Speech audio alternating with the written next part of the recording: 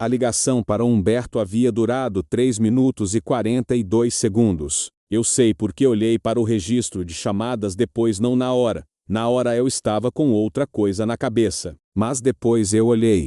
3 minutos e 42 segundos para explicar que a Flores Andinas, nossa distribuidora colombiana de 11 anos, havia tido um problema grave de desembaraço alfandegário, em Guarulhos, que ia atrasar a entrega do lote de flores de corte, o lote que cobria as encomendas da semana seguinte. 500 encomendas ativas, incluindo 3 casamentos de grande porte e uma recepção corporativa com 200 convidados, que havia sido fechada pelo Humberto em agosto. Para explicar que o gestor da distribuidora havia me ligado com aviso de 48 horas e que havia janela para encontrar fornecimento alternativo antes que os pedidos ficassem sem cobertura. E o Humberto havia dito, depois de ouvir tudo, com aquela voz de quem está com outra coisa em mente: Cláudio, esse é o teu setor. Eu não tenho como te ajudar nisso agora. Uma pausa. Você vai dar um jeito. Fiquei quieto por alguns segundos que não foram de hesitação. Tudo bem, eu disse. Depois a gente conversa sobre o fornecedor. Tudo bem, Humberto, cuida do seu. Desliguei. Fiquei parado na frente da bancada de corte por alguns segundos com o celular na mão, no galpão que cheirava ao que galpão de flores cheira a umidade fria, verde, aquela mistura de terra de câmara e pétalas que é o cheiro do meu trabalho desde 2004 e que eu havia aprendido a gostar antes de perceber que havia gostado. As flores da remessa anterior ainda estavam nas câmaras gérberas, rosas de cabeça grande, tulipas que haviam chegado na terça e que estariam boas por mais 4 dias no máximo. Depois disso, os pedidos da semana seguinte ficariam descobertos se não houvesse substituição de fornecimento. Era o meu setor. Liguei para o fornecedor de Minas Gerais, que eu havia mantido como contato secundário durante 3 anos, sem precisar usar o tipo de contato que você cultiva por prevenção, que você mantém ativo, com uma ligação semestral, que representa a alternativa que você espera nunca precisar, mas que existe, para quando a hora chegar. Liguei para 2 importadores de São Paulo que eu havia visitado numa feira em março do ano anterior.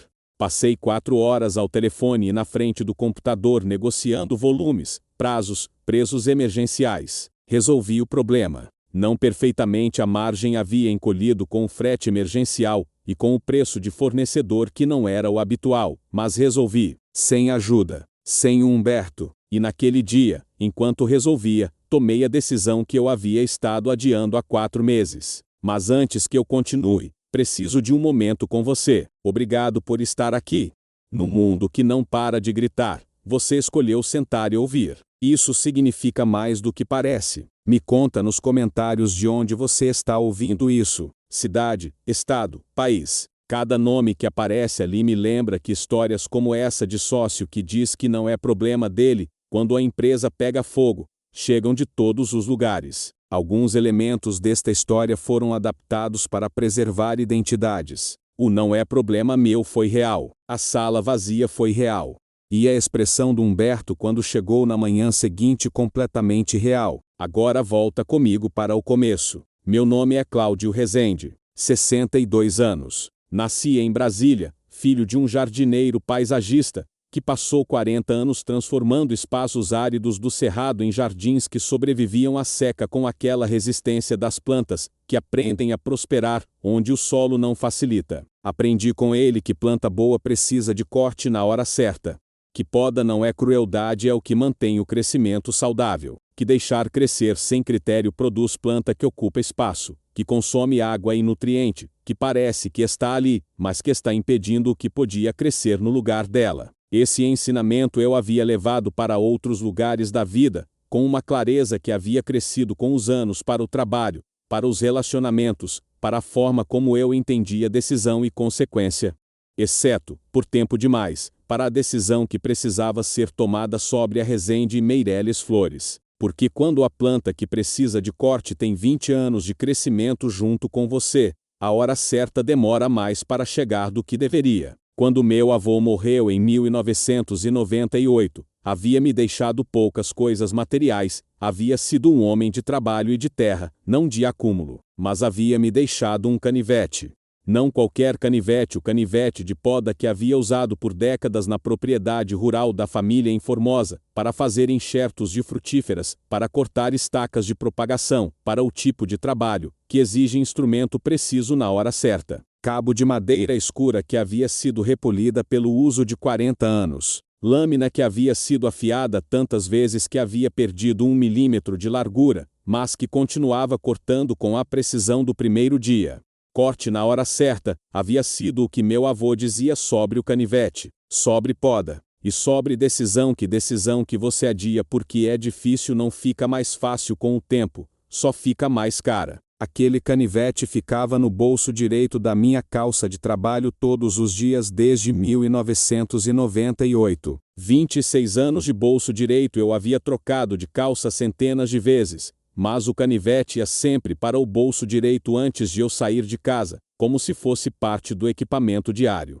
Lâmina afiada, cabo polido, pronto para o corte que precisasse ser feito. Na quarta-feira de setembro de 2024, quando desliguei o telefone, depois de ouvir o Humberto dizer que não era problema dele, coloquei a mão no bolso direito e fechei os dedos em volta do canivete. Não o tirei, só segurei, por alguns segundos. Aquele canivete vai aparecer mais vezes nessa história. Em 2004, com 42 anos, eu e Humberto Meirelles fundamos a Rezende Meirelles Flores, atacado de flores de corte e plantas ornamentais para o Distrito Federal e em torno. O nome havia sido escolhido em ordem alfabética, o que havia sido minha sugestão, e que Humberto havia aceitado sem discussão. 20 anos depois, essa ordem havia se revelado uma metáfora mais precisa do que eu havia calculado na época.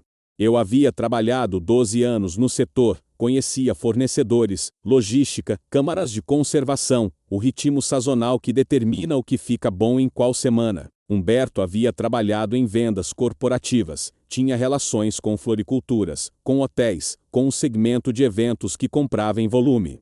Começamos com um galpão alugado de 200 metros quadrados em Ceilândia, uma câmara fria comprada de uma empresa que havia fechado, e que eu havia reformado com meu próprio trabalho nos fins de semana dos primeiros 2 meses, e uma caminhonete frigorificada que eu havia comprado à vista com as economias de uma década.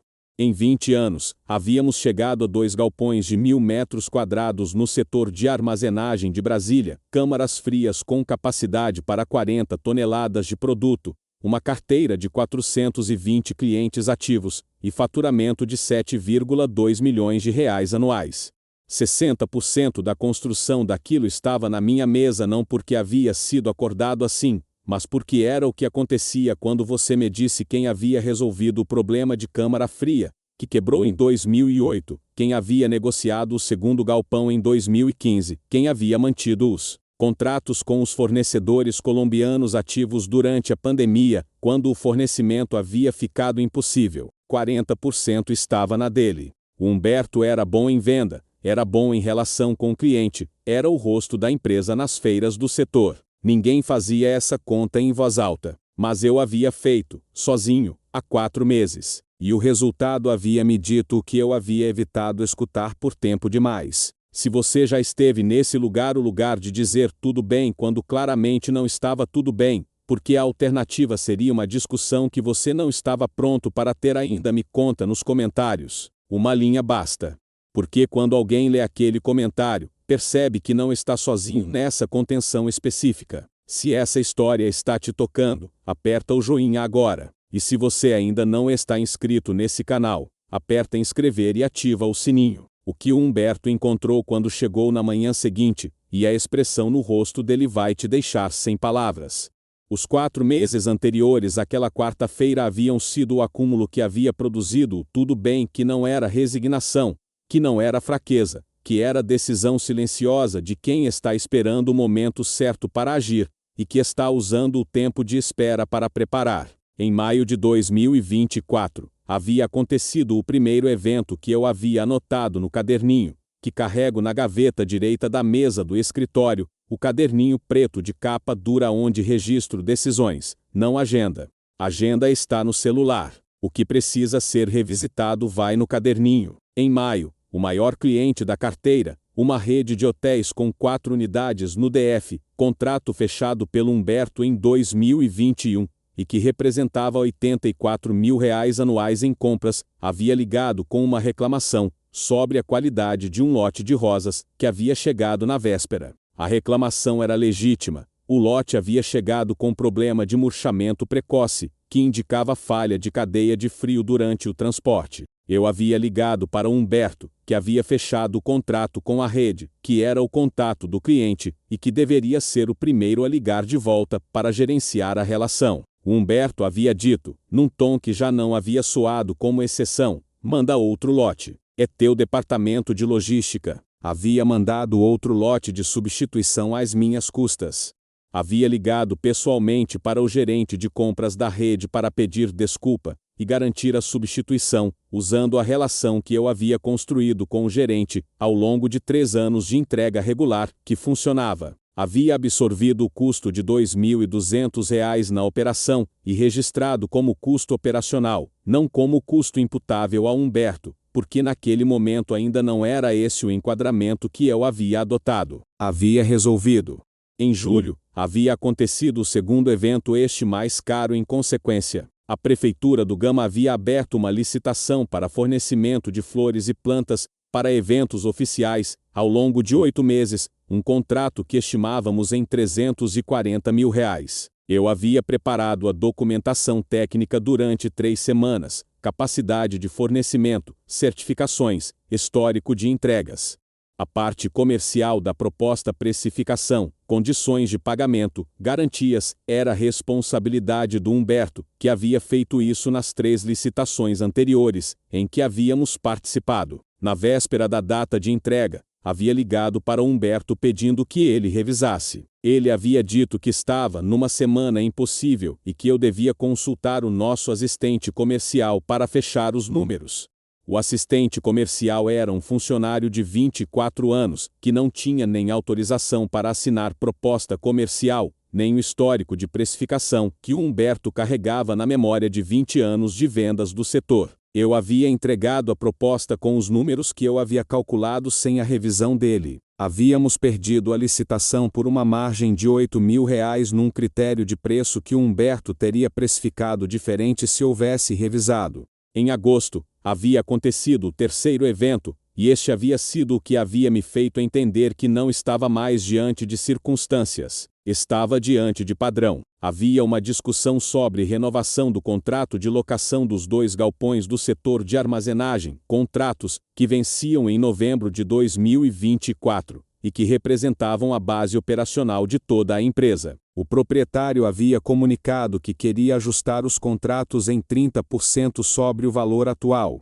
30% era irrazoável, e eu havia calculado que conseguiríamos negociar para 15% se a abordagem fosse correta, e se a negociação fosse feita pelos 2 sócios. Havia preparado uma contraproposta com base em índice de aluguel comercial e em histórico do mercado da região. Havia marcado reunião com o proprietário para uma quarta-feira de manhã. Havia avisado Humberto com uma semana de antecedência, porque aquela era uma negociação que afetava a estrutura operacional da empresa inteira, que era território dos 2. Na véspera da reunião, Humberto havia mandado mensagem: resolve você, Cláudio, você é o cara da operação. Tinha sido a frase que havia me feito abrir o caderninho e escrever, naquela noite, as 3 situações em sequência. Menhão, reclamação de cliente, teu departamento. Julho, licitação de R$ 340. 000, semana impossível. Agosto, renovação de contrato, você é o cara da operação. 3 situações, 3 vezes a mesma resposta. 3 vezes eu havendo resolvido sozinho o que era responsabilidade dos 2. Em setembro de 2024, havia uma 4ª situação, a do fornecedor colombiano. A do não é problema meu, você vai dar um jeito. Em maio de 2024, na semana seguinte ao primeiro evento, eu havia ligado para a doutora Fernanda Castelo. Fernanda Castelo tem 56 anos, escritório no Asa Norte, é advogada societária em Brasília há 28 anos, especialista no tipo de dissolução que não vai necessariamente a julgamento, mas que precisa ser conduzida com precisão para que o que ficou seja protegido. Havia-me sido indicada por um contador que conhecia meu setor e que havia dito apenas: se você precisar resolver isso de forma inteligente, ligue para ela antes de fazer qualquer movimento. Havia ligado para ela não com a intenção de iniciar processo naquele momento, com a intenção mais básica de entender o que era possível, o que era legítimo e o que era o processo correto, se a decisão um dia viesse, com a cautela de quem não quer agir errado quando agir. Qual é o contrato social de vocês? Essa havia sido a primeira pergunta dela, antes de qualquer outra, porque a advogada boa entende que o que é possível depende do que está no documento antes do que está na situação. Constituição de 2004, revisado em 2011. Distribuição de 50% para cada. E a cláusula de dissolução parcial. A. Com aviso prévio de 60 dias e avaliação de empresa por perito escolhido em comum acordo. Você tem registrado em algum lugar as situações em que o sócio se recusou a cumprir obrigações societárias? Havia ficado quieto por um segundo. Tenho algumas situações em mente, não documentadas formalmente. Documente.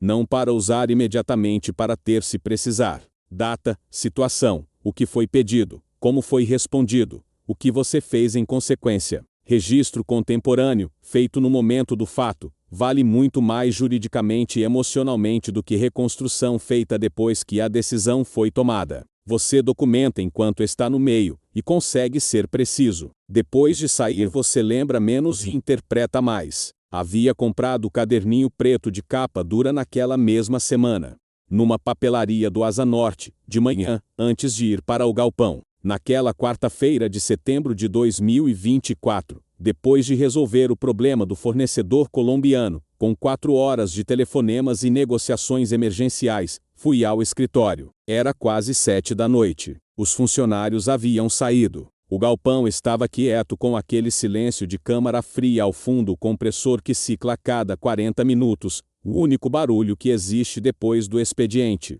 Abri a gaveta direita, peguei o caderninho preto, li as entradas das 4 situações em sequência: maio, julho, agosto, setembro, com a data de cada uma, e o que havia sido dito, e o que havia sido resolvido por quem. 4 entradas. 4 vezes o mesmo padrão, e então escrevi a data de hoje e uma linha: decisão tomada, execução amanhã cedo. Fechei o caderninho, coloquei de volta na gaveta, tirei o canivete do bolso. Segurei por um momento na bancada de corte, com os dedos fechados em volta do cabo de madeira escura, que havia sido polido por 40 anos de uso do meu avô, e por 26 de uso meu. Corte na hora certa. A hora havia chegado. Havia chegado em maio, na verdade, ou antes, talvez. Mas havia chegado de forma definitiva naquela tarde de setembro, quando Humberto havia dito: não é problema meu, e eu havia respondido: tudo bem, e havia resolvido sozinho, e havia percebido, com uma clareza, que não havia sentido antes, que não havia nenhuma surpresa na ausência dele, que eu havia esperado isso, que havia resolvido sozinho porque sabia, antes de ligar, que ia resolver sozinho. E que isso era o que havia de mais revelador na situação, não o que ele havia dito, mas o que eu havia esperado antes de ele dizer. Guardei o canivete de volta no bolso, e comecei a preparar o que precisava ser feito na manhã seguinte. Na noite de quarta-feira, em casa, liguei para a doutora Fonanda. Eram 9 da noite. Ela atendeu no terceiro toque. Fonanda, estou pronto. Uma pausa de alguns segundos. O que aconteceu hoje? Contei. A ligação. O fornecedor colombiano. O não é problema meu. O tudo bem. As 4 horas de trabalho sozinho para resolver o que era responsabilidade dos dois. Ela havia ouvido sem interromper. Aquela atenção que eu havia aprendido a reconhecer nas 3 conversas anteriores, não de quem está esperando para falar, de quem está catalogando enquanto ouve. Quando terminei, houve alguns segundos de silêncio que eram de processamento, não de hesitação.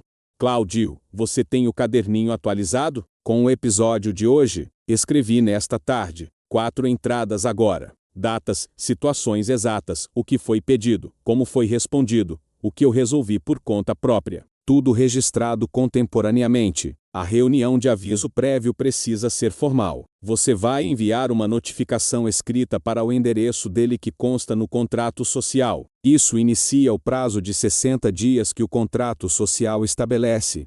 Naquele prazo, a empresa contrata perito para avaliação, e vocês chegam a valor de bailout. Ele vai contestar. Pode contestar. Mas o processo é legal, o contrato prevê, a documentação que você tem ampara o motivo. Ele vai contestar e vai chegar no mesmo lugar a dissolução. E durante os 60 dias? Durante os 60 dias a empresa opera normalmente. Você continua no cargo. Ele continua no cargo. Mas o processo está aberto e registrado. E amanhã de manhã, havia uma pausa.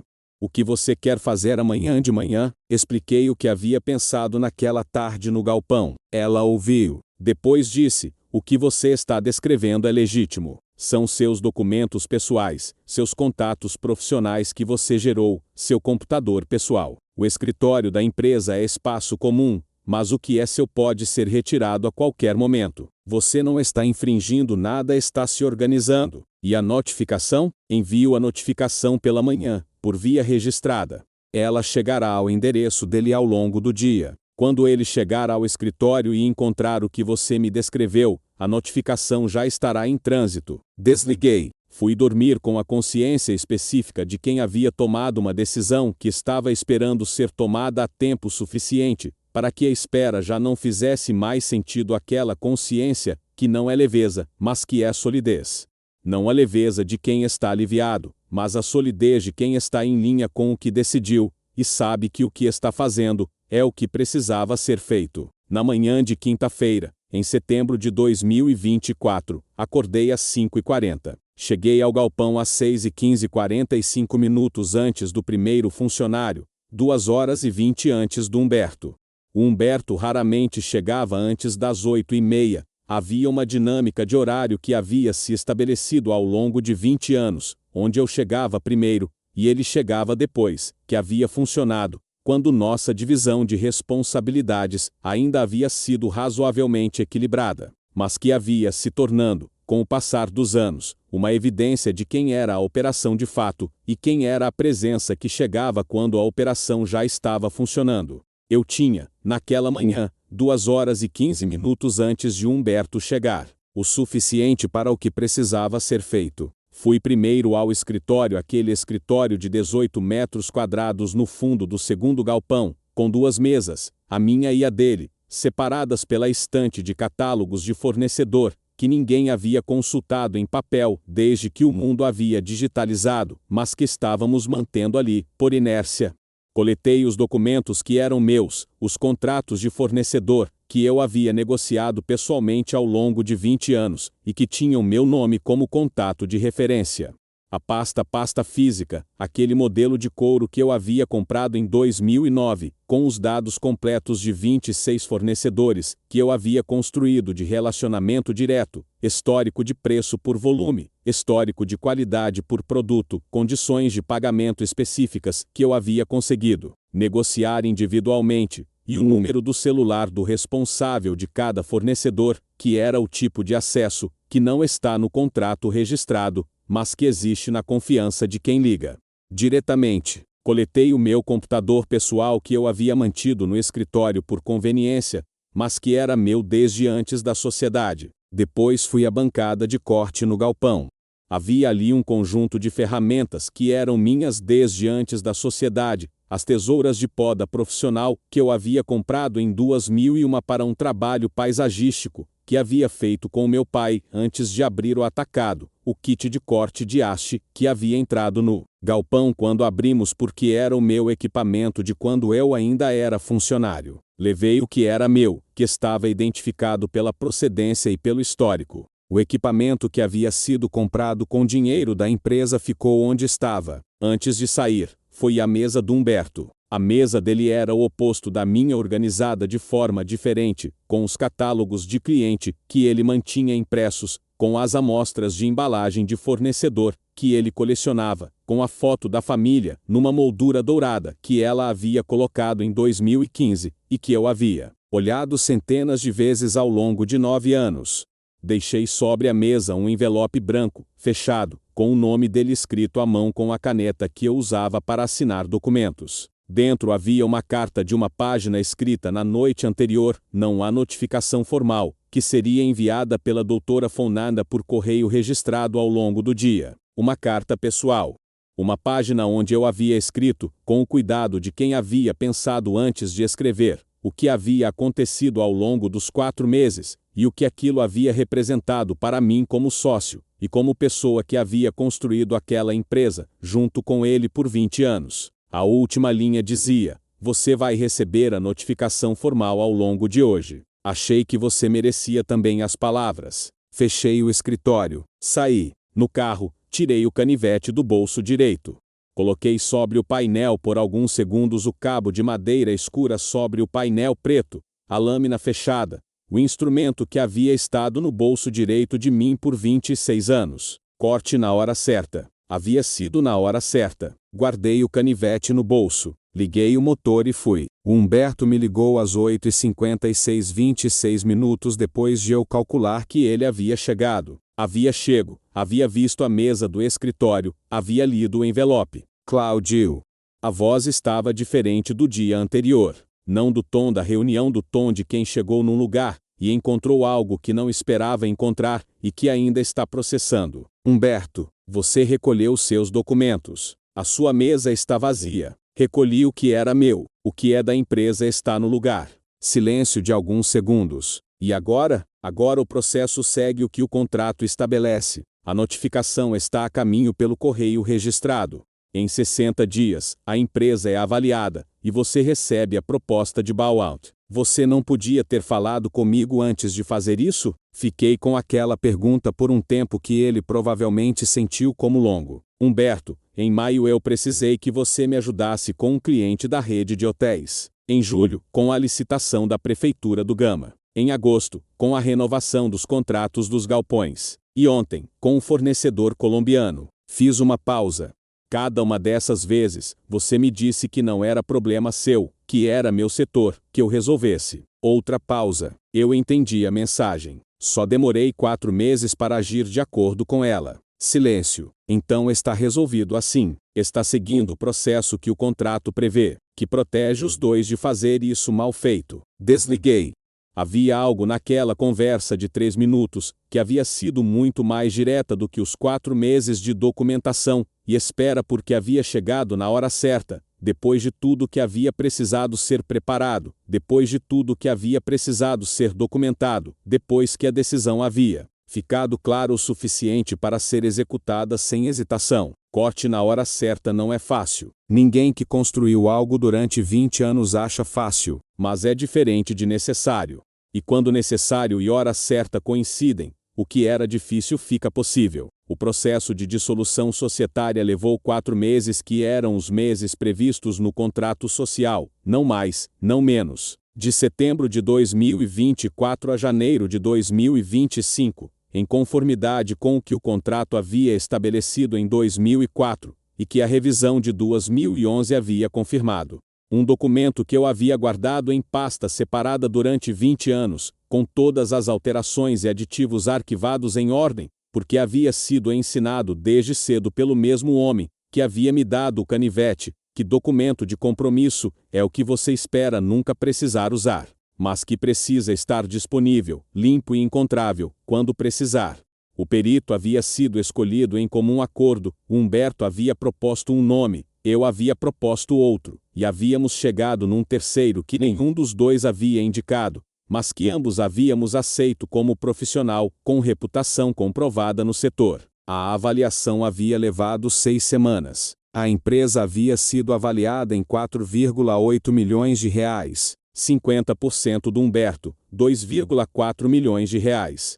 O acordo de Bauer havia estabelecido que eu ficaria com a empresa com todos os galpões, contratos, clientes e marca, e que Humberto receberia os 2,4 milhões de reais correspondentes à sua participação, ao longo de 12 parcelas mensais, com garantia hipotecária, sobre os equipamentos de câmara fria, e com cláusula de não concorrência por 3 anos no Distrito Federal e entorno. Em janeiro de 2025, o processo foi concluído. A Rezende Meireles Flores passou a se chamar Rezende Flores. Só Rezende, como havia sido o nome no cartão de visita que eu havia feito quando trabalhava no setor sozinho, antes de 2004, antes da sociedade aquele cartão de papel, cartão simples, impresso numa gráfica da Asa Norte, que eu havia guardado numa gaveta durante 20 anos, como memória de quando havia começado, de onde havia saído, de quem havia sido antes de tudo que veio depois. O que havia acontecido com a empresa durante aqueles 4 meses havia sido, de certa forma, o oposto do que eu havia temido.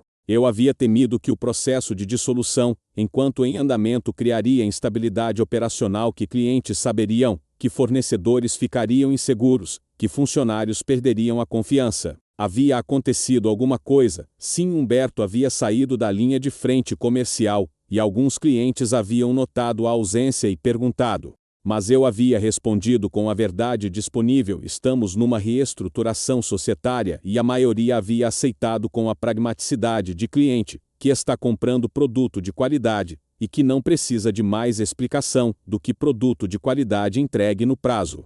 A Patrícia, gerente de operações desde 2012, 13 anos de empresa, que sabia o nome de cada fornecedor e o histórico de cada cliente, sem precisar consultar sistema, havia assumido parte do contato comercial com a carteira durante o período de transição, e havia funcionado com uma competência que eu havia visto crescer por todos aqueles anos, mas que havia se revelado, no período em que havia precisado funcionar de forma mais autônoma, como algo maior do que gerência de operações.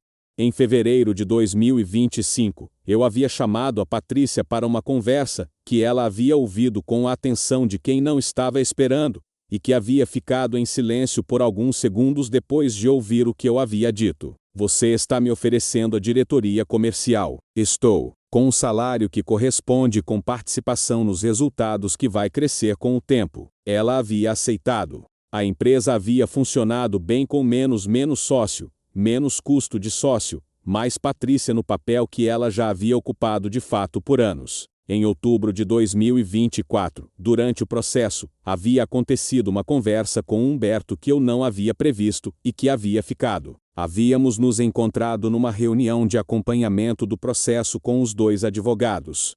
A reunião havia terminado em 40 minutos, havia sido formal, havia sido o tipo de encontro profissional que não deixa espaço para o que existe por baixo da formalidade. No corredor, enquanto aguardávamos o elevador, o Humberto havia dito algo que eu não havia esperado. Cláudio, eu sabia que estava deixando mais para você do que devia. Ele havia dito sem olhar para mim, olhando para o display do elevador. Por um tempo achei que você aceitava porque preferia assim. Depois de um tempo achei que você ia falar quando ficasse insuportável. Uma pausa. Eu esperava você falar antes de você fazer o que fez. Fiquei com aquilo por alguns segundos. Por que você não falou antes? Ele ficou quieto por um momento mais longo, o tipo de silêncio de quem está sendo honesto, e por isso demora mais do que quem tem a resposta pronta. Não sei explicar completamente. Acho que fui perdendo o hábito de resolver, e você foi desenvolvendo o hábito de resolver no meu lugar.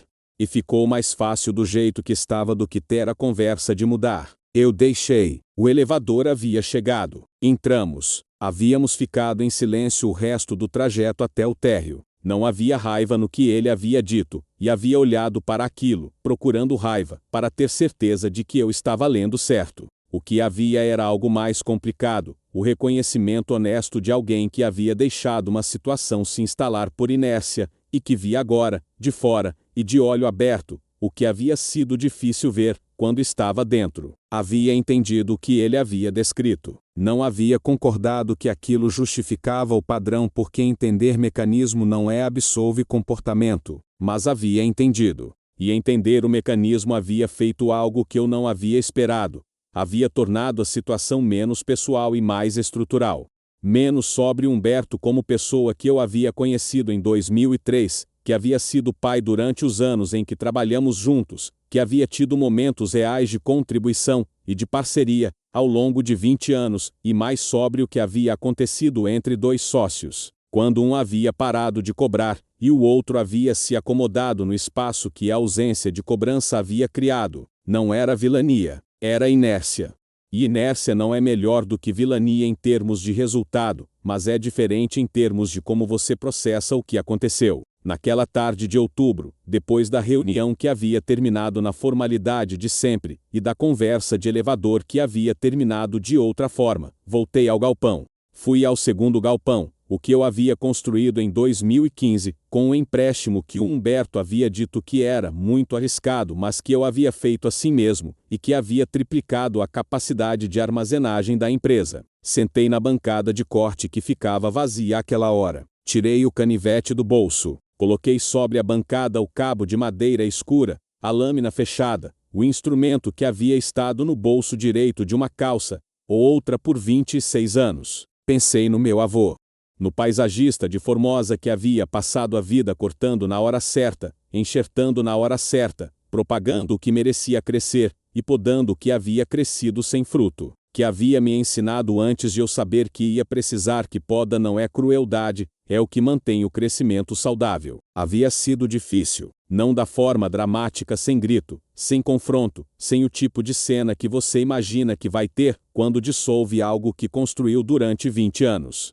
Havia sido difícil da forma quieta, que é mais pesada do que a forma dramática, porque não tem catarse, tem só o peso de cada passo do processo, e a clareza de que você está fazendo o que precisava ser feito. 20 anos de empresa não se dissolvem sem custo emocional, que nenhum contrato resolve completamente. Mas havia sido necessário, e havia sido na hora certa, não na hora ideal, que talvez fosse mais cedo. Na hora que havia chegado, quando havia chegado, com a documentação que havia sido preparada, com o processo que havia sido seguido, com o resultado que havia sido o resultado. Guardei o canivete no bolso direito. Me levantei da bancada. Fui verificar as câmaras que a remessa de segunda havia chegado, que as tulipas estavam boas, que as rosas de cabeça grande que o casamento de cesta havia pedido estavam no ponto certo de abertura, que a câmara número 2 havia mantido temperatura durante a madrugada anterior, sem variação, de mais de meio grau. O trabalho continuava,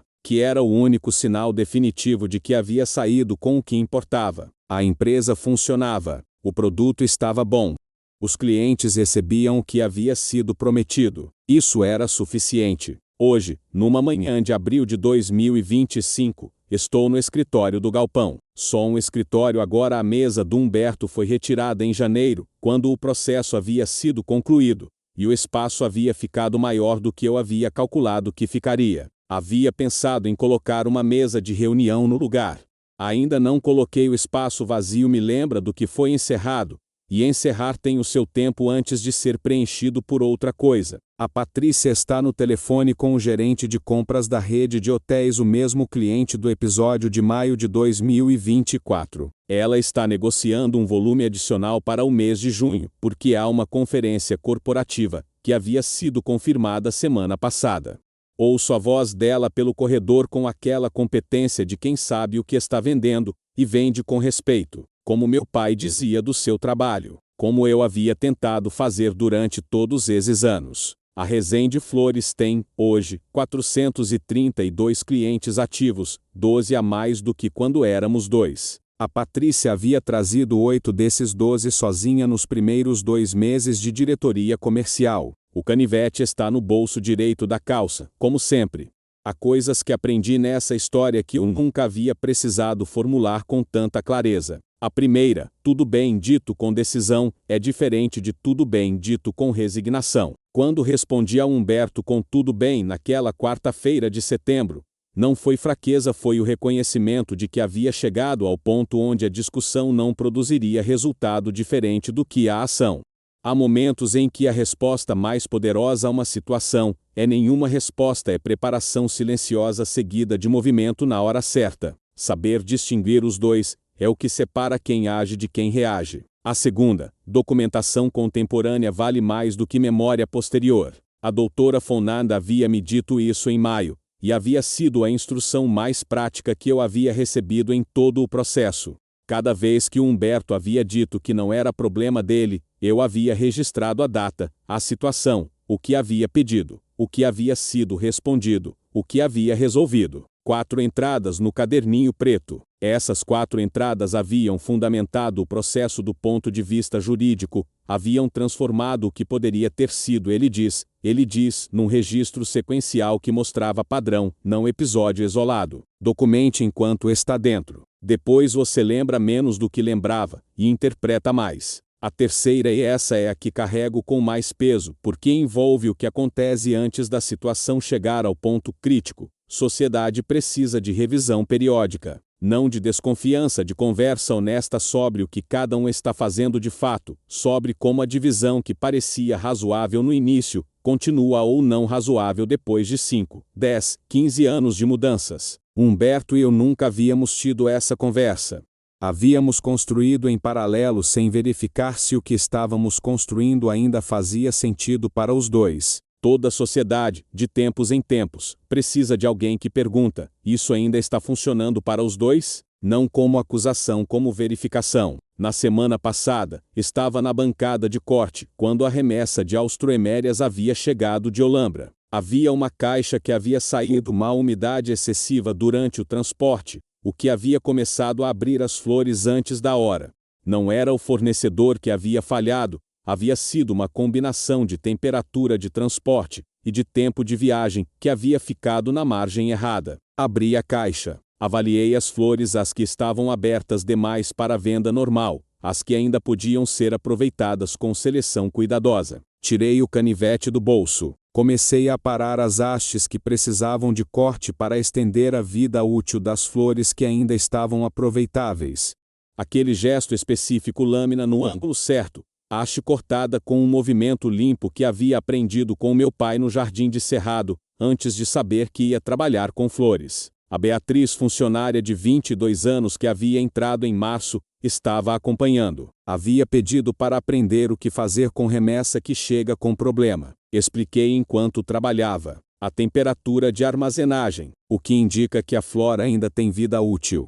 O ângulo do corte de haste que maximiza a absorção de água. O que descarta e o que aproveita. Ela ouviu com aquela atenção de quem está aprendendo de verdade, não de quem está esperando a explicação terminar. Seu pai ensinou isso para o senhor? Ela perguntou a certa altura. Meu pai ensinou o que é cuidado com planta, o que é cuidado com flores de corte, eu aprendi no trabalho. Mas a base é a mesma? Parei por um segundo. É a mesma. Corte na hora certa. Cuidado com a temperatura.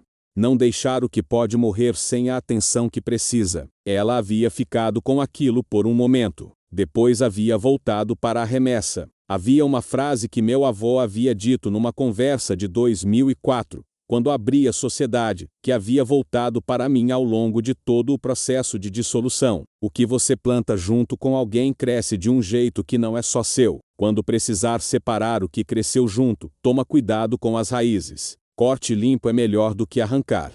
Havia feito corte limpo. O processo, a notificação, o perito, o acordo de Bauer havia seguido o processo que o contrato havia estabelecido. Não havia arrancado. Havia cortado com o instrumento certo, no ângulo certo, no momento que havia chegado. E o que havia ficado estava de pé. Provérbios 24, versículo 6. Com sabedoria se faz a guerra, e na multiplicidade de conselheiros está a vitória. Meu avô havia posto aquele versículo num quadro pequeno, que ficava na entrada da propriedade em Formosa, não como declaração religiosa, como princípio de trabalho. Não faças nada sozinho que possa ser feito com quem sabe mais do que você. Procura conselho antes de agir. Age com método, não com impulso. Havia procurado conselho a doutora Fonanda, que havia sido o conselho certo na hora certa. Havia agido com método o caderninho, o processo, o perito, o acordo. Havia feito corte limpo.